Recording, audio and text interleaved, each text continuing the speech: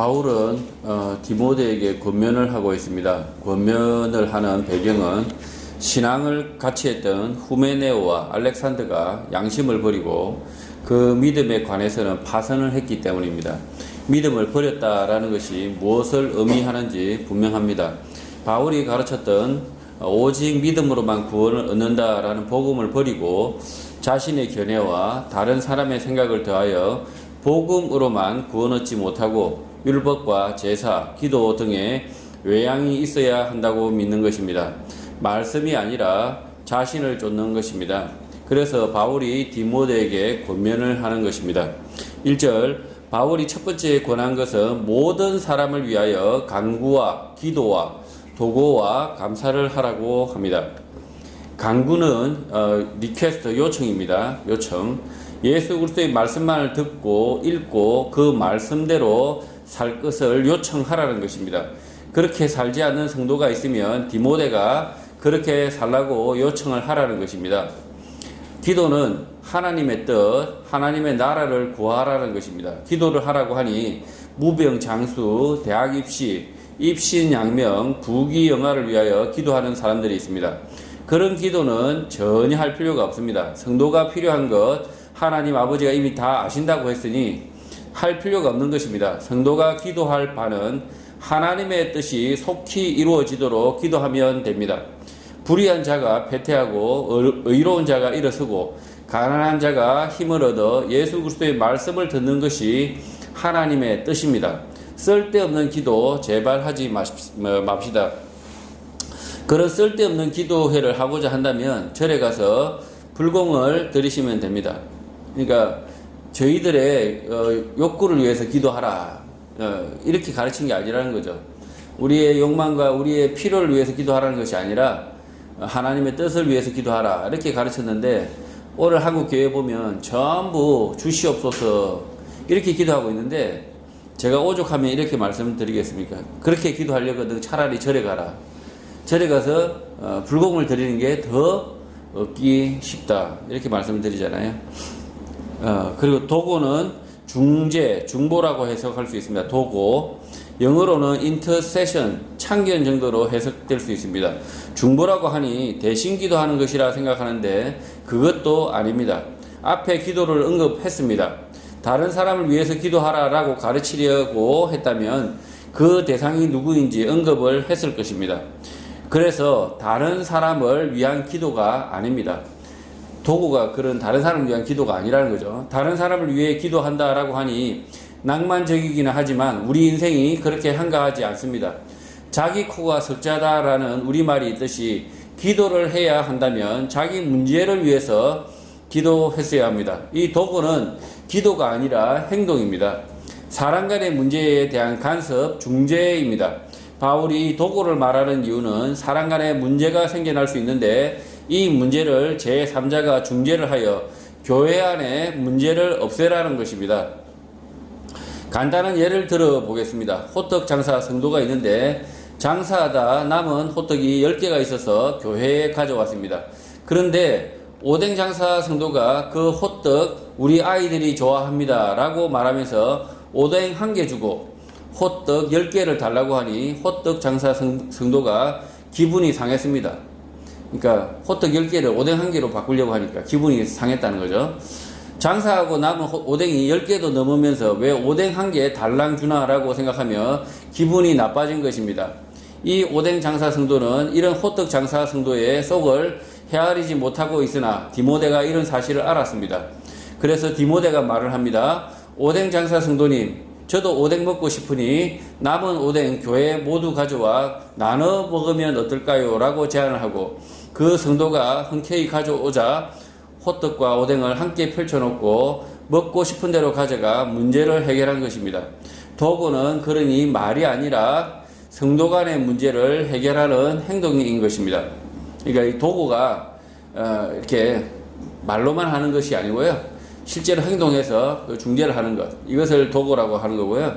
그리고 중보합니다라고 했을 때 가만히 앉아서 중보합니다, 이게 아니라 실제로 성도 안에서 생겨나는 문제를 이렇게 중재를 하는 것, 그런 것을 말하는 것입니다.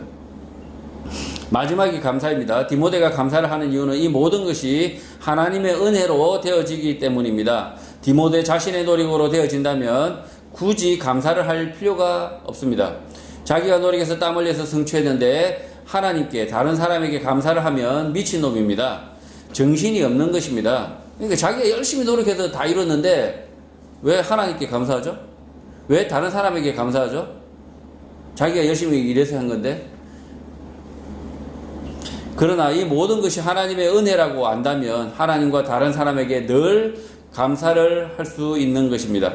바울은 자신이 잘나서, 자신이 수고해서, 자신이 많이 알아서 복음이 전해지고 회심자가 생겨난다라고 생각하지 않았으니 늘 하나님께 감사를 하고 만나는 성도에게 감사를 한 것입니다. 바울이 성도에게 감사를 표시했다면 그 사람에 대한 고마움이 아니라 궁극적으로 그 성도를 보내신 하나님께 감사를 한 것이라 생각을 해야 합니다. 제가 여러분에게 감사를 한다면 여러분이 고마워서 감사해야 되는 것도 맞겠지만 궁극적으로 여러분을 보내신 하나님께 감사한다. 이게 바울의 심정이라는 거죠. 그래서 바울이 만약에 자신의 노력으로 뭔가 일이 되어지고 회심자가 생겨나고 이렇게 생각했다면 위선인 거죠. 아, 감사합니다. 감사합니다. 바울이 막 이렇게 이야기하면 양아치죠. 양아치.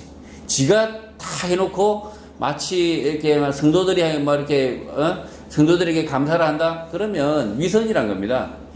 바울은 그 내면 깊숙이 이 모든 것이 하나님이 은혜로 하고 있다. 하나님께서 여러분을 보내셨다라고 믿고 있기 때문에 이 바울은 감사는 진심이었다는 거죠. 우리는 무엇을 할 때 내가 그것을 했다라고 생각하는 몹쓸 버릇을 고쳐야 감사가 나옵니다. 내가 아니라 하나님이 나를 그렇게 지으셨고 성도를 보내주셨고 그 일은 하나님이 이루셨다라고 믿으면 저절로 감사가 나오는 것입니다.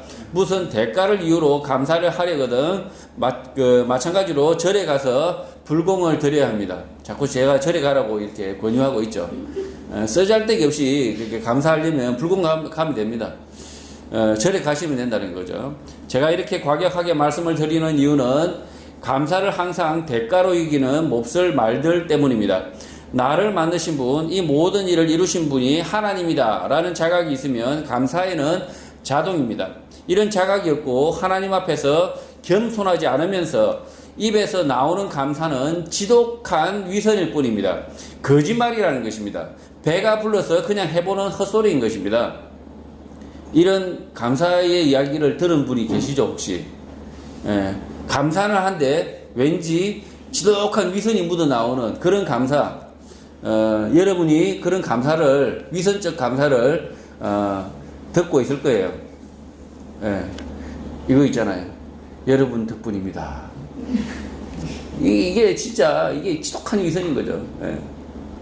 뭐냐면 하나님을 인정하지 않는 사람에게는 이 감사가 나올 수가 없는 거예요. 원래는 그 감사가 사기라는 거죠. 가짜라는 거죠. 다 여러분 덕입니다 하면서 내 덕이거든 이놈들아, 이거죠 이거. 그래서 성경에서 말하는 감사는 여러분이 억지로 하고 입 바른 소리로 하라는 것이 아니라 하나님께서 하신다라는 사실을 깨달아야 진정한 감사가 나온다는 거죠.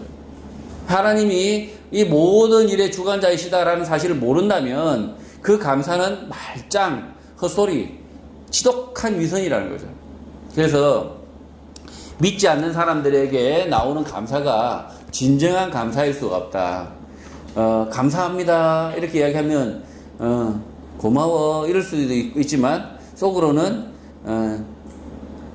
네가 내가 잘하고 있으니까 네가 나한테 그렇게 하는 거야 뭐 이렇게 생각할 수 있다는 거죠. 내 잘났으니까 네가 그렇게 하는 거야.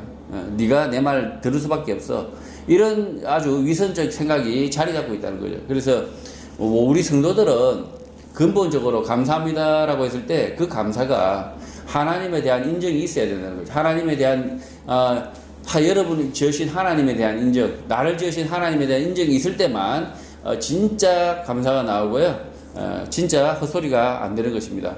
2절 간구 기도 토고 감사를 하는데 임금들과 높은 지위에 있는 모든 사람에게도 하라고 합니다. 이것은 우리가 모든 경건과 단정함으로 고요하고 평안한 생활을 하기 위함이라고 합니다. 임금과 높은 지위에 있는 사람들은 오늘 한국으로 치면 대통령과 정치인들, 검사와 판사, 장관 같은 사람들입니다. 이런 사람들에게 예수 그리스도의 말씀대로 살 것을 간구, 요청해야 합니다. 거짓말하지 말 것을 강하게 말해야 합니다. 말했는데도 안 들으면 그만입니다만 간구, 요청을 하라는 것입니다. 또 이들이 하나님의 뜻을 거스르지 않도록 기도를 하는 것입니다. 불의한 행정과 재판을 하지 못하도록 기도를 해야 하는 것입니다. 불의한 행정과 재판을 하는 몹쓸 사람들에게는 하나님의 뜻, 심판이 임하도록 기도해야 하는 것입니다. 여러분이 그분이 정의롭게 판결하도록 기도해야 될 뿐더러 정의롭게 판단하지 않고 불의하게 기도한다면 저 몹쓸 놈 하나님이 거두어 주십시오라고 기도하는 것도 필요하다는 거죠. 왜냐하면 선한 사람이 그 고통 당하면 안 되잖아요. 예. 그래서 하나님의 심판이 임하도록, 자, 우리가 기도할 때 초기 기독교인들이 하나님의 재림을 열심히 기도해요. 그 재림이 뭡니까? 재림은 곧 악인들에게는 심판이에요, 심판. 그냥 지옥 가는 거예요, 그냥. 오늘 회개치 않은 악인에게는 내일 회개할 수도 있겠지만 오늘 회개치 않은 악인에게는 이미 심판이 임해서 지옥 간단 말이죠. 그래서 죄송스럽지만 우리가 기도하라는 것은 악인들에게 심판을 날벼락인 거죠, 사실은. 우리가 열심히 주여 하나님의 나라에 임하옵소서 이렇게 기도하는 것은 악인에게는 심판이라는 거죠. 심판, 날벼락입니다. 그래서 우리가 기도할 때 아이고 이렇게 저놈 악인이 망하기를 기도하면 안 되지 않냐? 아니에요. 성경에 보면 악인이 얼른 심판당하기를 기도하는 선지자들이 무수히 많습니다. 악인에게 불벼락이 떨어지도록 기도하는 기도하는 선인들이 많아요. 그럼 그 사람들이 악인이냐? 아니에요. 하나님의 뜻 가운데 하나님의 심판이 임하도록 기도한다. 그것이 성도가 할 것이라는 거죠. 할 일이라는 거죠. 두들이라고 했잖아요. 두들이라고. 에? 뭐냐면 악인이 그 선의를 짓밟고 있고 폭행을 하고 있는 이 현장에서 우리가 하나님에게 두드려야 된다는 거죠. 하나님, 저 악인이 이 불쌍한 사람을 폭행하지 못하도록 하나님이 막아주십시오라고 리퀘스트, 요청하라는 거죠. 이게 성도들이 할 일이라는 거죠. 그러면 그 성도들의 기도를 듣고 하나님께서 이 악인의 팔을 붙잡아 주신다는 거죠. 간구와 기도만 할 것이 아니라 도구도 해야 하는데 직접 시민운동도 하고, 도구가 인터셉션, 간섭이라고 그러잖아요. 직접 시민운동도 하고 선거운동도 하고 투표도 하여 문제를 해결하라는 것입니다. 성도가 주여 하고 기도만 하고 있으라는 이야기 아니에요. 불의를 보고 참지 말고 나서라는 거죠. 성도들이 마땅히 할 일이라는 거죠. 마지막으로 이 모든 일이 높은 지위에 있는 대통령, 정치인, 공무원에게 감사를 하라는 것이 아니라 이런 사람을 보내신 하나님께 감사를 하라는 것입니다. 만약에 올바른 정치인, 올바른 관리가, 공무원이 나온다면 그것을 감사를 하라는 건데 누구에게 하라는 거냐면 하나님께 하라는 거죠. 그 사람에게 아이고 우리 대통령님 이렇게 감사하라는 것이 아니라 아이고 우리 장관님이 최고야 따봉 이렇게 하라는 게 아니라, 그 사람에게는 칭찬이면 족하고요. 진짜 해야 될 감사는 하나님께 하라는 거죠. 이들에게는 감사가 아니라 잘하면 잘했다, 칭찬 정도면 충분하고, 감사는 하나님께 하는 것입니다. 감사는요 하나님께 하는 거라고요. 사람에게 아이고 감사합니다 이렇게 하면 그건요 하나님을 지으신 사람에 대한 모독인 거예요. 모독. 사람이 그 사람에게 가서 노예처럼 행동하고 굽신거린다면 그것은 하나님을 지으신 모독이라는 거죠. 그 사람이 대통령 할아버지든 누구든 간에 모든 사람은 그 사람 앞에 가서 이렇게 굽신거리고 조아리고 할 필요가 없다는 거죠. 여러분은 자유인이고 하나님이 지으신 존귀한 사람들이기 때문에 대통령이 아무리 잘했다 하더라도 잘했어, 잘하고 있구만, 이 정도면 충분하다는 거죠. 그리고 감사는 누구한테 하라고요? 하나님 앞에 하시라는 거죠. 하나님 저런 착한 친구를 지으신 하나님 감사합니다 라고 하나님께 감사하는 것입니다. 3절 이렇게 하면 우리 구주 하나님 앞에서 선하고 받으실 만한 것이 된다고 말합니다. 4절 바울은 성도가 이렇게 적극적으로 해야 하는 궁극적 이유를 밝힙니다. 그것은 하나님이 모든 사람이 구원을 받고 진리를 아는 것을 원하시기 때문입니다. 복음을 듣고 믿으면 구원을 얻고 교회에 들어와 열심히 예수 그리스도의 말씀을 읽고 배우면 진리를 알게 되는 것입니다. 예수 그리스도의 말씀만이 진리라고 누차 이야기를 했습니다. 사람으로부터 나온 말과 생각은 진리가 아닙니다. 저희가 이렇게 적극적으로 도구도 하고 감사도 하고 뭐 이렇게 하는 이유는 뭐냐? 우리가 이 사회 문제도 간섭하고 이렇게 하는 문제가 뭐냐? 이유는 뭡니까? 하나님의 진리를 모든 사람이 이렇게 해야만이 알 수 있기 때문입니다. 우리가 진리대로 살아야만 그게 진짜 하나님의 말씀이구나. 저 사람을 보니 우리가 하나님의 말씀이 진리라는 걸 사실 알겠구나. 5절 바울은 진리 대신 예수 그리스도를 강조합니다. 하나님도 한 분이고 하나님과 사람 사이의 중보자도 한 분인데 그가 곧 사람이신 그리스도 예수라고 말합니다. 예수의 신성과 육신 되심을 강조하는 것입니다. 6절 그가 모든 사람을 위하여 자기를 대속물로 주셨는데 기약이 이르러 주신 증거라고 말합니다. 약속 시간에 맞춰 주신 것이라고 강조하는 것입니다. 7절 이 약속에 바울 자신도 포함되어 있다는 사실을 바울이 말합니다. 다른 사람 여러분이 아니고 바울 그 자신입니다. 예수 그리스도의 오심을 증언할 자로 자신이 부름을 받았는데 전파하는 자와 사도로 세움을 입은 것입니다. 이것은 참말이고 거짓말이 아니다 라고 말합니다. 믿음과 진리 안에서 내가 이방인의 스승이 되었는데 그것은 너희들이 떠받들어서 인정을 해줘서 그렇게 된 것이 아니라 하나님이 그렇게 하셨다는 것입니다. 사람들이 바울을 바울답게 세운 것이 아니라 예수 그리스도께서 직접 바울을 성도 가운데 세운 것입니다. 바울은 자신을 이방인의 스승이라고 자기를 말하는데 이방 스승 자격은 어디 가서 줍니까? 어디 가면 주나요? 이방 스승 학교 있나요? 네. 교사 면허증 주나요? 바울 스스로 이렇게 이야기하는 거죠. 바울 스스로가 예수 그리스도께서 나를 세우셨다 이렇게 강조하고 있습니다. 8절 이렇게 스승으로 세워진 바울이 이방인의 스승 자격으로 권면을 합니다. 각처에서 남자들은 분노와 다툼이 없이 거룩한 손을 들어 기도하기를 원한다고 합니다. 남자들은 자기 마음대로 하지 말라는 것이고 하나님의 뜻만을 추구하라는 것입니다. 남자들이 이렇게 자기 뜻대로 추구하는 하나님의 뜻을 추구하지 않고 자기 뜻을 추구하는 습성이 아주 있어요. 그러다 보니까 조금 이렇게 독고다이 그러니까 제멋대로 하는 기질이 있죠. 남자들이. 그러니까 어떻게 하라고요? 자기 마음대로 하지 말라고 이야기합니다. 그리고 거룩한 손을 들어 기도하기를 원한다라고 이야기하는데 이 거룩한 손을 들어 이렇게 교회에서 괜히 쓸데없이 이렇게 기도하잖아요. 이렇게 손 들면 멋있어 보이잖아요. 이렇게 참 멋있어 있고 다 내 아래 있어 뭐 이러면서 뭐 푸처 핸섭도 아니고 그냥 다 내 손에 이렇게 이게 뭔가 멋있어 보이는데 이게 아니라는 거죠. 거룩한 손을 들어 기도하기를 원한다라고 이야기하는데 이게 사실은 항복이에요. 항복. 사실은 하나님 앞에서 항복이지 이게 무슨 다 내 아래야 이게 아니라는 거죠. 내 손 안에 있어 이게 아니라는 거죠. 하나님 앞에 항복의 표시 실제로는 손을 든다 했을 때 하나님만 전적으로 내가 하나님의 그 소유물이다라는 그 표시잖아요. 오해죠, 오해. 오해고 제가 이렇게 만약에 손을 든다면 저놈이 항복했구나 이렇게 생각해야 되는데 이게 아니라 뭔가 이 손에서 뭐가 나올 것 같죠. 거룩하게 그냥 택도 없죠. 아무것도 안 나옵니다. 이단 그 사이비들이 이렇게 이런 상태에서 또 슉슉 하죠. 또 입으로 또 슉슉 하면서 또 뭐 장풍도 쏘고 막 이상한 짓을 하죠. 한국 교회가 이렇게까지 그러니까 오해를 한다. 타락을 하고 있다. 특히 이제 남자들은 하나님의 말씀 앞에서 순종해야 되고요. 자기 뜻대로 마음대로 제발 하지 말라고 바울이 권면하고 있잖아요. 근데도 그렇게 말을 안 들어요. 그냥 제멋대로 합니다. 조금만 배우면 지 마음대로 합니다.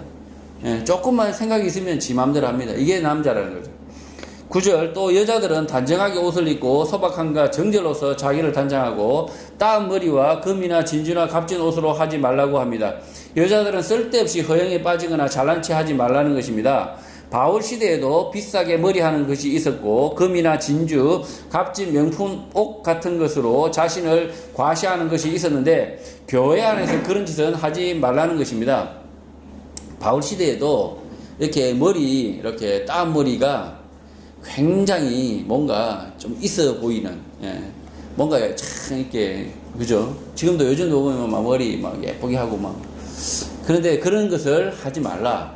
그때 당시에는 특히나 더 심했나 봐요. 머리로 막 이렇게 자기 신분을 드러내고, 막 예전에 조선시대 보면 이렇게 있잖아요. 막 머리, 뭐 상궁 위에 올라가면 머리 이런 거 이렇게 쓰잖아요. 이런 거. 내가 국모다 이러면서 막 머리 이따시만하게 가채라고 하죠. 가채. 그런 걸 하지 말라고 합니다. 성도들은 그따위 짓 하지 말라는 거죠.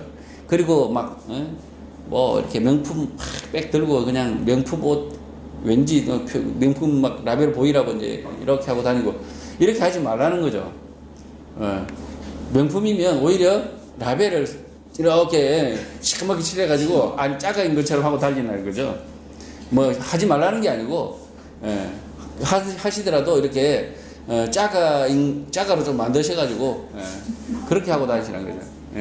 명품 맛이 안 나더라도 그러면 이제 그 명품을 사지 말라는 거예요. 될 수 있으면 뭐 선물 받는데 굳이 갖다 버리라는 이야기는 아니고요.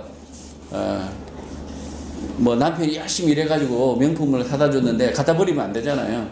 그러면 이렇게 좀 때 좀 묻혀가지고 가짜인 척 하고 다니고 그렇게 하시라는 거죠. 그렇게 해서 될 수 있으면 교회 안에서는 그런 짓을 하지 말라.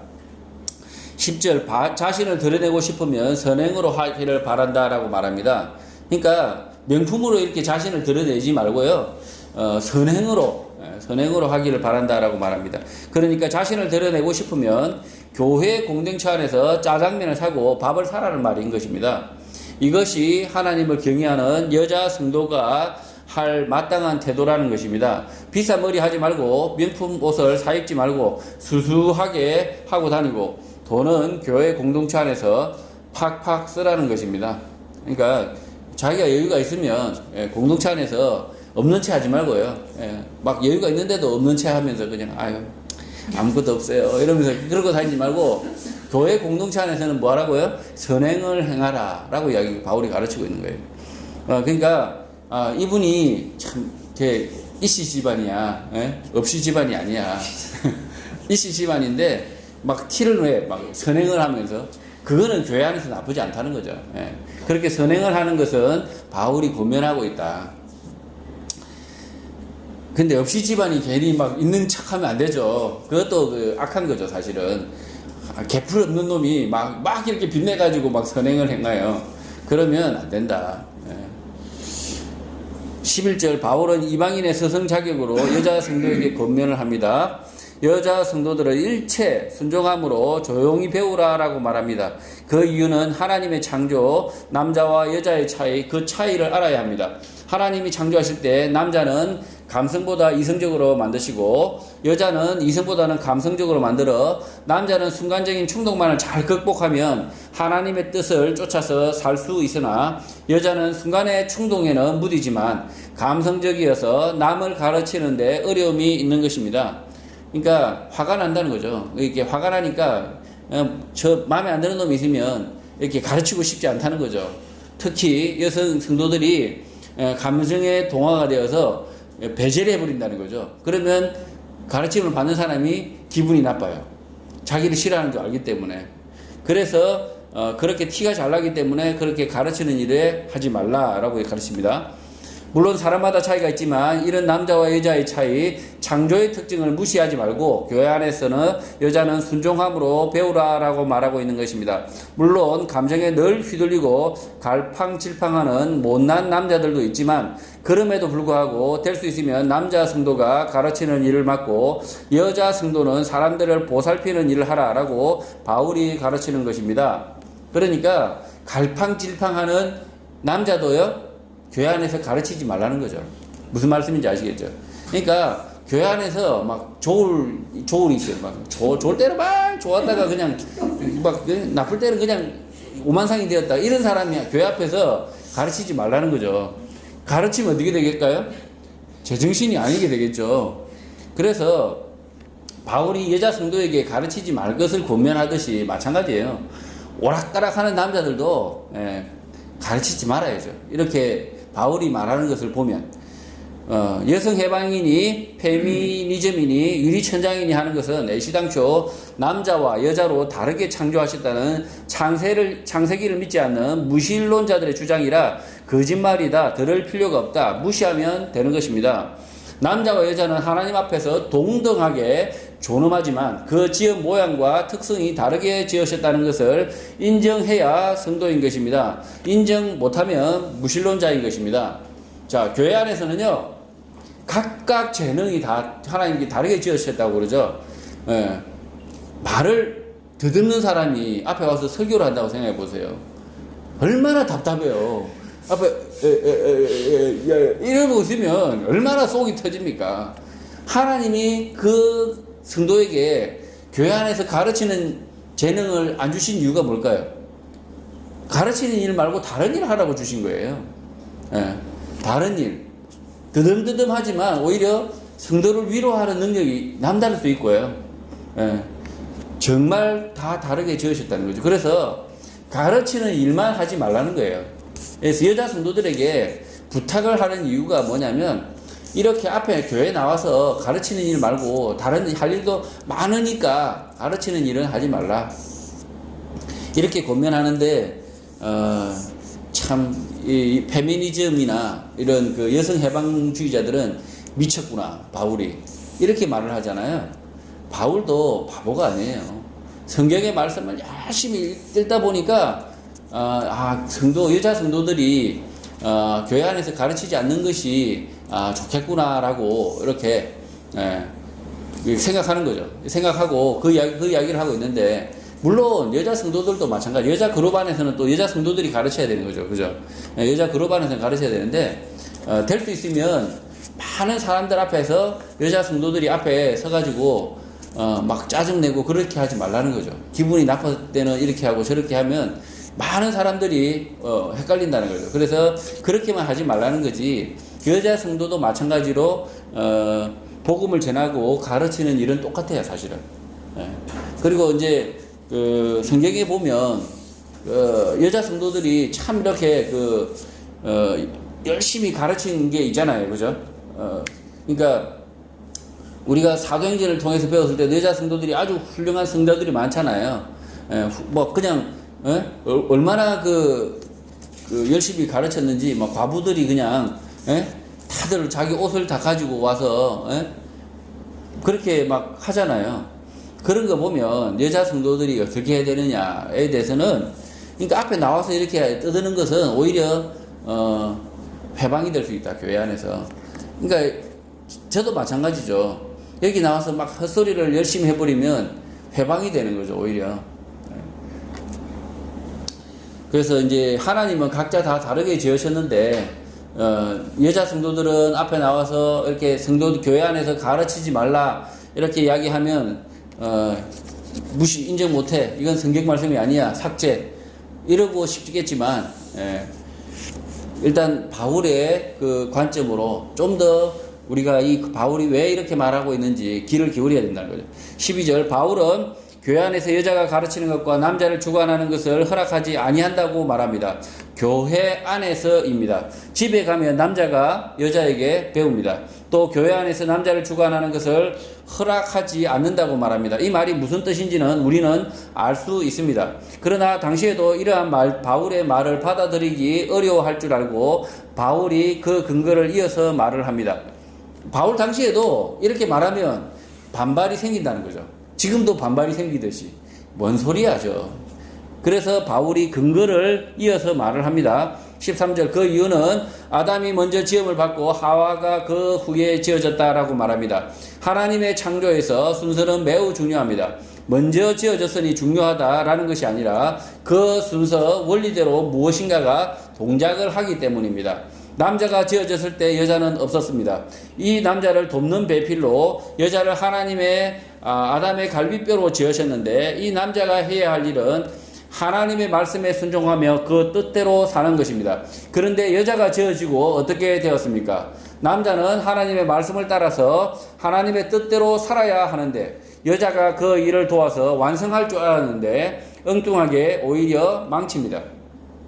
14절 그래서 바울은 이렇게 말을 합니다. 아담이 속은 것이 아니고 여자가 속아 죄에 빠졌다라고 말하는 것입니다. 돕는 배필로 지음을 받았는데 그 돕는 역할에 실패했다는 것입니다. 오히려 망쳤다는 것입니다. 그러니 여자 성도는 교회 안에서 죽은 듯이 지내라 이렇게 말하고 있는 것일까요?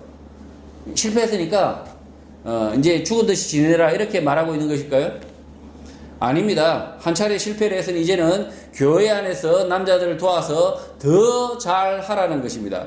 교회 안에 남자 성도들을 잘 도와서 반드시 하나님의 뜻을 성취하라는 것입니다. 원래 여자는 남자들을 잘 도울 수 있도록 만드셨기 때문에 남자들에게 최고의 도움이 헬퍼가 되기 때문에 지음 받은 대로 그렇게 하라는 것입니다. 물론 남자도 실패했습니다. 남자도 실패했고 여자도 실패했지만 바울이 이야기하는 것은 여자가 실패했잖아요. 남자를 도와서 하나님의 뜻을 성취하는데 완전히 실패했기 때문에 그 실패가 아담의 실패이고 하와의 실패이지만 하와의 실패를 더 강조하고 있는 거죠, 사실은. 왜냐하면 여자들을 격려하기 위해서 이 실패를 강조하는 겁니다. 여자 성도들을 격려하기 위해서. 왜? 이 아담을 도와서 교회를 이루라는 거죠. 하나님의 나라를 이루라는 거죠. 그래서 가장 하나님의 뜻을 성취할 수 있는 키맨이 누구냐? 여자라는 거죠. 여자 성도가 이 교회 안에서 가장 핵심적이라는 거죠. 이 아담이 뭔가 우쭐우쭐 하면서 제멋대로 가니까 탁 이렇게 키를 꽂아서 제대로 가게 하라는 거죠.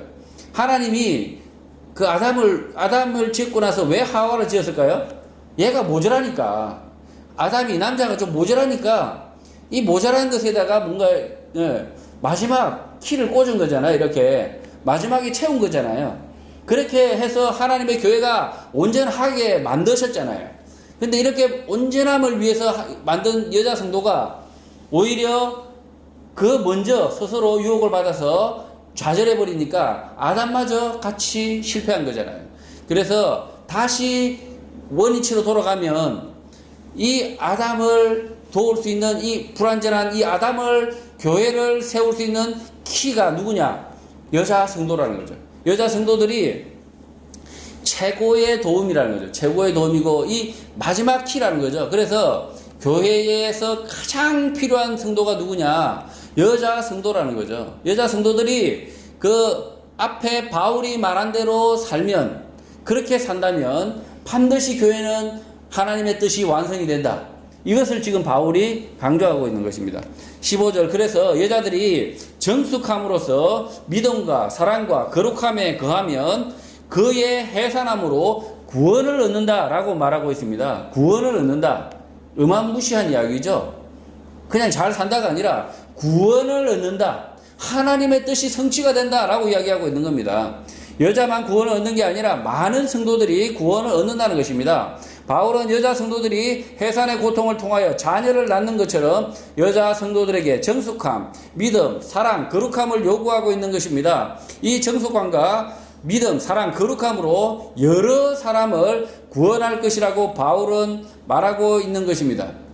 성도 여러분, 교회의 궁극적 목적은 모든 성도가 하나님의 뜻을 쫓아서 살고 하나님의 뜻이 이 땅에서 이루어지는 것, 구원에 이르는 것입니다. 그래서 자신의 생각을 버리고 예수 그리스도의 말씀을 쫓아서 그 말씀대로 자신의 삶을 살고 교회 안에서 말하고 행동해야 하는 것입니다. 바울은 교회 안의 문제에 대하여 여러 가지 말로 가르치고 있지만 그 말의 근원은 성경의 말씀, 예수 그리스도의 말씀입니다. 따라서 우리는 늘 이 바울의 권면을 따라 늘 겸손하고 말씀을 쫓아 살아 나와 내 가족이 모두 구원을 이루는 삶이 되길 주님의 이름으로 축복합니다.